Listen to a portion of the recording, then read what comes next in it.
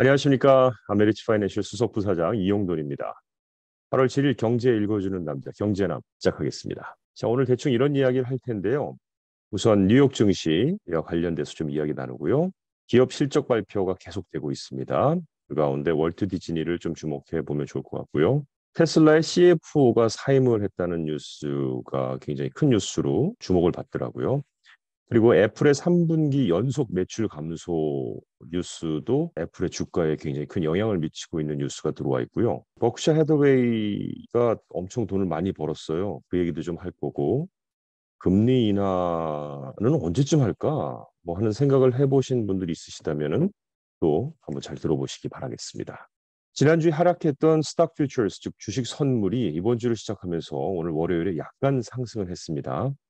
지난주에 나스닥과 S&P 500 지수는 각각 2.9%와 2.3% 하락하면서 3월 이후 최악의 주를 기록했었는데요. 또한 다우 지수는 약 1.1% 하락을 했었습니다.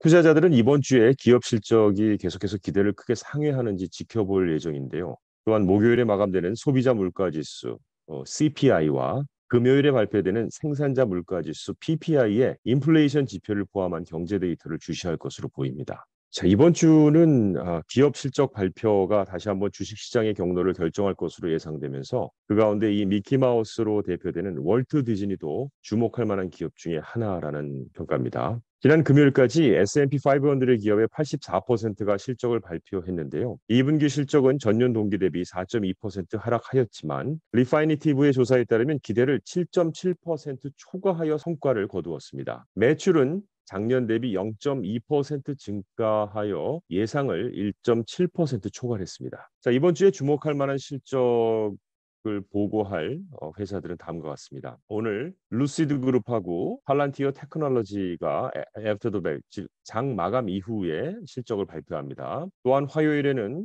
엘라이 릴리, 레스토랑 브랜드 인터내셔널, 또 UPS, 리비안, 로켓랩 등이 발표를 하고요. 수요일에 월트 디즈니와 비아샤트에서 실적 발표를 하게 됩니다. 원유가 얘기 잠깐 하겠습니다. 원유가가 좀 올랐습니다. 여기 보시면 많이 올랐죠. 금요일부터 주말을 거쳐 원유 가격이 상승해서 이게 4개월 만에 최고치를 기록을 했습니다. 여기에는 러우 전쟁의 영향이 좀 있었는데요. 세계에서 두 번째로 큰 원유 수출국인 러시아의 석유 수출 핵심 항구를 우크라이나가 공격을 해서 공급에 대한 우려를 자아냈기 때문에 원유가가 이렇게 급등한 겁니다. 유일한 이유는 아니고요.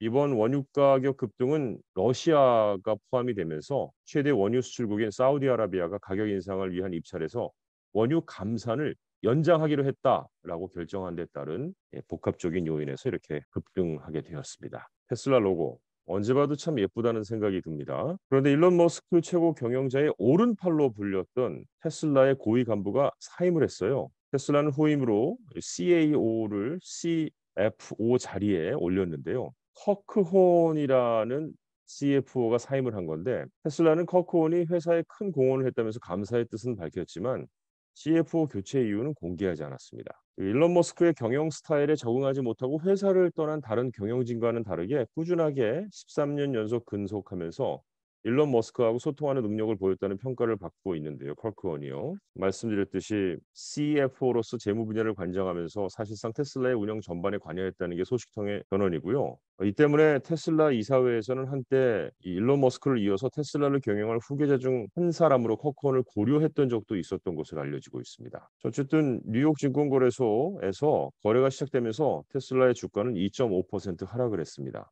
자, 한편에 일론 머스크가 오늘 발표한 데에 따르면요. 수술을 할지 모른다라고 전언했어요. 어떤 수술이냐면 목과 상반신의 MRI를 받을 계획이라고 말했고 이번 주에 더 많은 정보를 알리겠다라고 이렇게 덧붙였습니다. 이게 뭐에 영향을 미치냐면은요. 뭐 주가 그런 것보다는 메타 CEO 마크 주커버거하고 한판 붙기로 했었거든요. 야, 너 나 이겨?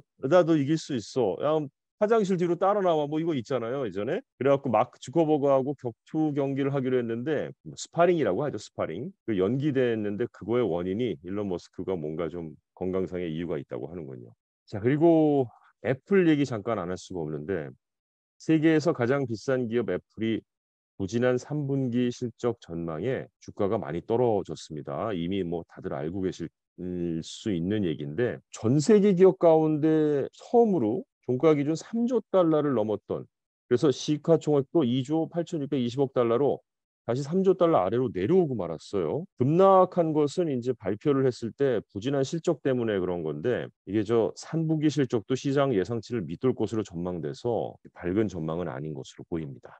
애플 이야기였고요. 워렌 버핏의 합병 기업이라고 하는 버크셔 해더웨이가 둘째 분기 말에, 2분기 말에 보유 현금이, 이게 저 사실 잘 감이 안 오는데 147.38 빌리언 달러, 147.38 빌리언 달러, 우리식으로 표현하면 1,473억 1천만 달러로 증가했다고 이렇게 밝혔습니다. 그 전분기에는 130.62 빌리언, 즉 1,306억 2천만 달러였는데 그거보다 훨씬 늘어난 금액이죠.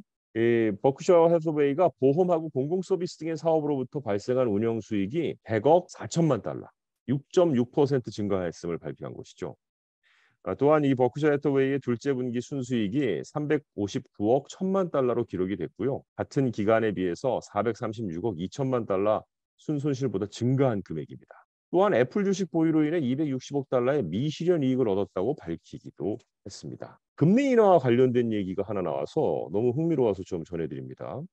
연방준비제도에서 매파로 분류되는 고위 인사가 연준의 물가 안정 노력이 성공을 거두고 있다면서 내년부터는 금리 인하에 나설 수도 있다, 이런 얘기를 했네요. 뉴욕타임스가 오늘 존 윌리엄스 뉴욕 연방준비은행의 총재가 이달 초 인터뷰에서 현재 기준금리는 최고치에 근접한 것으로 보인다면서 이같이 밝혔다고 합니다.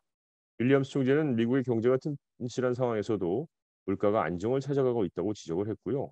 기준금리 인하 시점에 대해서 경제 지표를 보고 결정해야 한다면서 신중함을 유지하면서도 내년쯤 되지 않을까? 뭐 이렇게 얘기했는데, 물가가 내년까지 계속 하락한다는 가정 아래 만약 내년에 기준금리를 내리지 않는다면 실질 이자율이 계속 올라가게 되는 것이니까 이는 연준의 정책 목표와 부합하지 않는다. 그래서 미국의 물가가 향후 2년 이내에 정책 목표인 2%대로 하락할 것으로 예상을 하면서 그때가 되면 통화 정책도 정상으로 돌아갈 것이다, 이렇게 말했습니다.